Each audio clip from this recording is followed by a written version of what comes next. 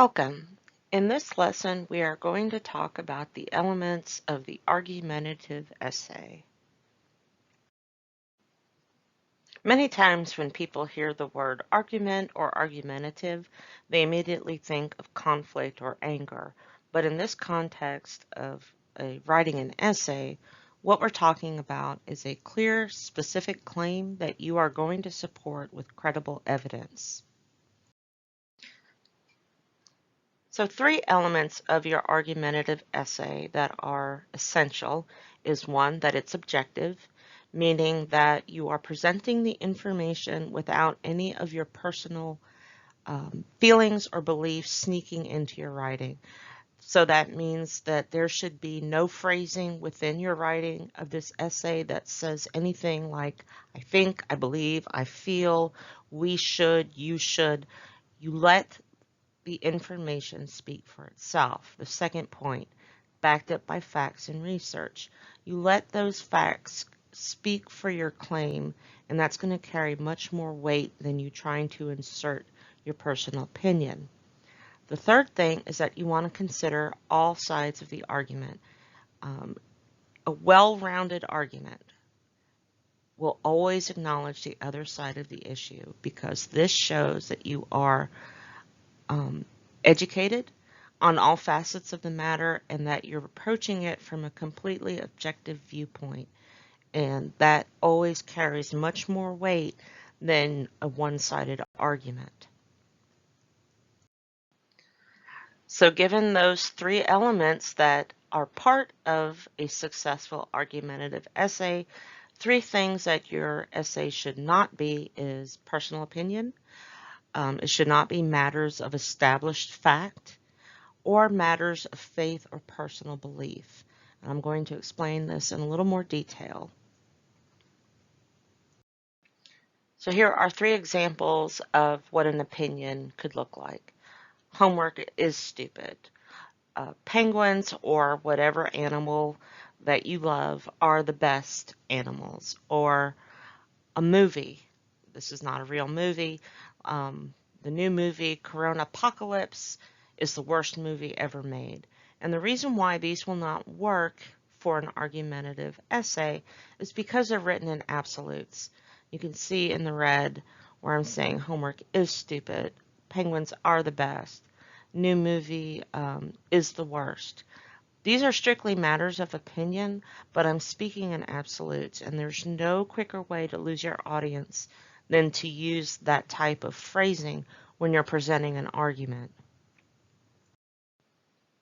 However, you can take those topics and rework your approach to them so that they will work, and this is done by qualifiers. These are words that limit or enhance another word's meaning.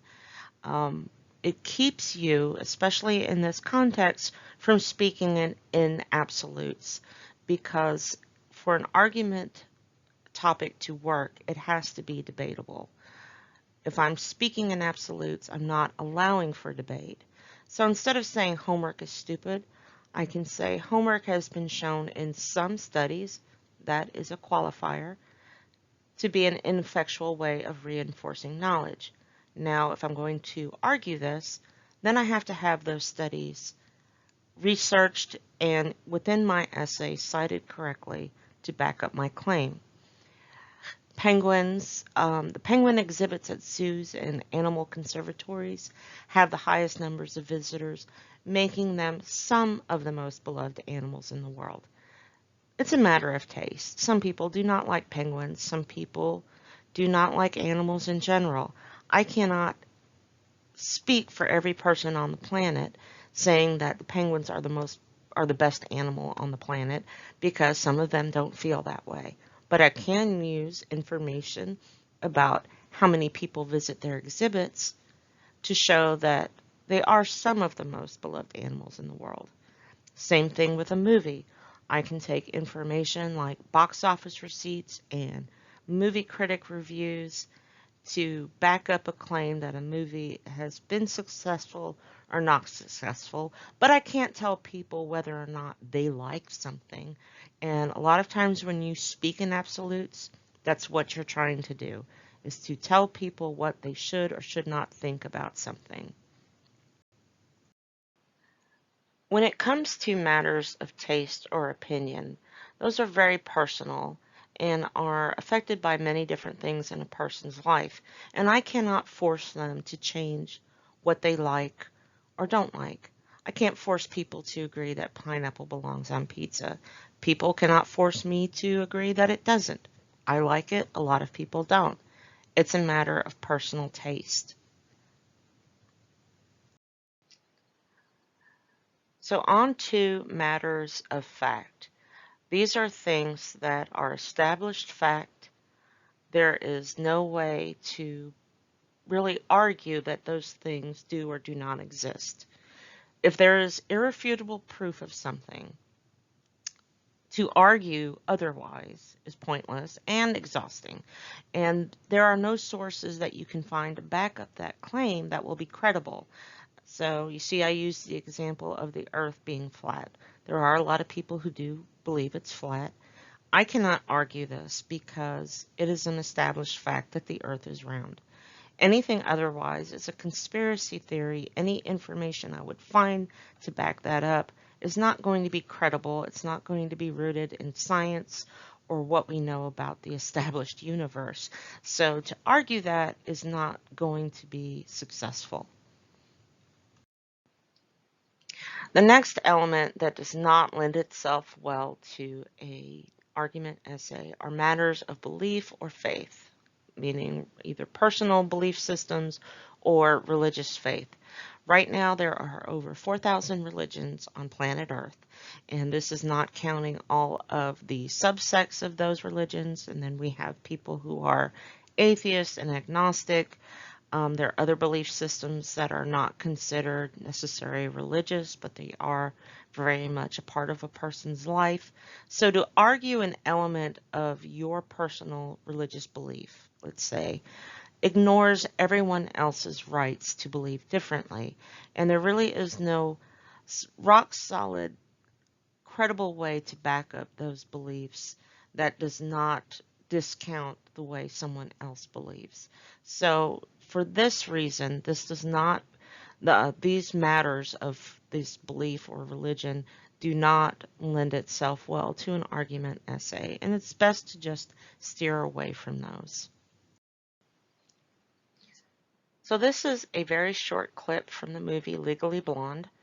And if you've never seen it, it's about a girl who has absolutely no interest in the law, decides to become a lawyer, and this is her first big case where she's defending someone, and she believes that the person is innocent. It's a personal belief, and you can kind of see in this clip how it changes.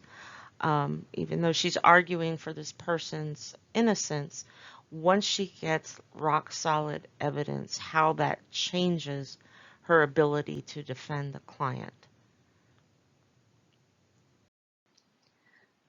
So to give you an idea of some topics that are personal but can also be used for um, an argument essay, I think one of the biggest ones, especially right now, legalizing marijuana, whether it's for medicinal or recreational purposes.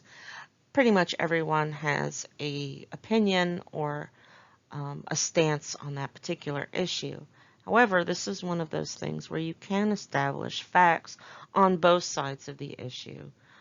Whether you're against legalizing it, because there is established studies that shows it can do brain damage, or affect brain chemistry, I should say, especially in young people. There are some other drawbacks depending on the form that you take it in, whether you're smoking it or taking it in otherwise. There are some studies that show there is some increased crime that goes along with legalizing it. On the other side of the issue, there is plenty of studies that show, especially medicinally, it can help people with things like cancer, depression, and so on. Um, there are studies that have proven that it is not a gateway drug because it has no addictive properties. There are also established fact of States that have legalized marijuana have had increased economy. It's been a boost to their economy. It's helped them build their infrastructure, so it's a positive thing. So both sides of that particular issue, you can find good, credible evidence that you can use depending on which stance that you take. And that's one of the criteria you want to think about as you're going through and picking a topic. Can you find good, credible evidence, um, at least on your side of your stance of the issue, but also on the other side, because you do want to consider both sides of whatever issue it is that you choose to do. So one of the things you want to think about as you're working on this essay, within this week's module, you'll see a readings tab, or I'm sorry, it's handouts and worksheets. And in that, there is a handout that kind of goes over what makes a good topic, how to kind of test your topic to see if it will work for an argument essay, some of the things you want to look for, and why it's so important to consider both sides. In this week's module, you will also see a tab that has links to the New York Times, 2 different New York Times pages that has a whole list of possible topics. And the great thing about that is that it takes you to an article. So that article can be one of your 3 credible articles or sources that you are required to use for this essay. And as always, be sure to let me know if you need help, to ask me any questions. Make sure that you go through this week's module and do all the reading and the quizzes and follow the timeline that you need for this particular essay.